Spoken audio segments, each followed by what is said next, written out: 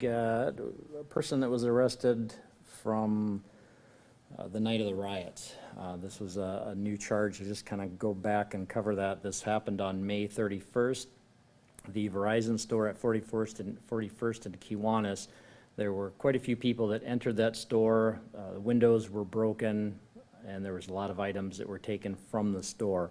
So that was when this case began. One of the items that was taken was an iPad case that was left outside the store. So there's a whole bunch of them taken from the inside. One of them was found outside. That was submitted to the state lab, and they found some fingerprints, and then that matched the suspect. So that's kind of the long backstory. An arrest warrant was issued on August 19th, and that was for 2 counts: burglary, 3rd degree, and intentional damage to property. Both of those are felonies. That warrant carries a $20,000 cash bond. The person was arrested then yesterday on August 20th on that warrant. His last name is Darshaw, D-A-R-S-H-A-W.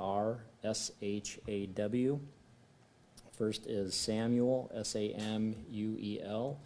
Middle is, I'll just spell it, G-A-R-M-O-N-D-A. And he is 20 years old, from Sioux Falls.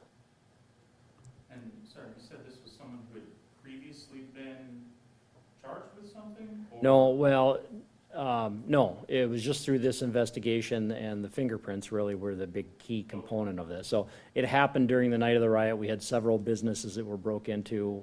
The Verizon store was one of those businesses, and I know there were some pictures that we had sent out to try to identify some of the suspects, and at least with that particular store, we didn't have a whole lot of success with people identifying those suspects.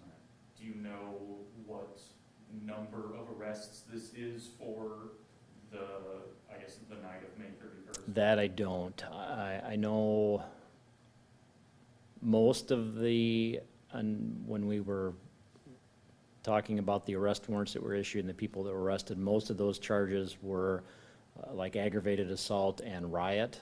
This one was just for the property crimes, so just the burglary and intentional damage to property. So at this point, at least even reading through the affidavit, I don't know if this person participated in what happened at the Empire Mall, but certainly we had evidence that showed he was part of the burglary.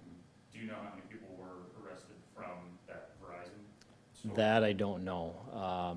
But several, or at least identified several people. I know we had a lot of pictures. There was, I'm trying to think, off the top of my head, I want to say there was like 8 to 10 people that went into the store, and we were able to get out images of those. I'm not sure how many were identified. That was one of the things that, yeah, I'd have to do some checking with the detective on that. And the affidavit, when I read through that this morning, didn't say anything about how many people had been identified or charged. Do you still have several people you're investigating in connection to what happened that night?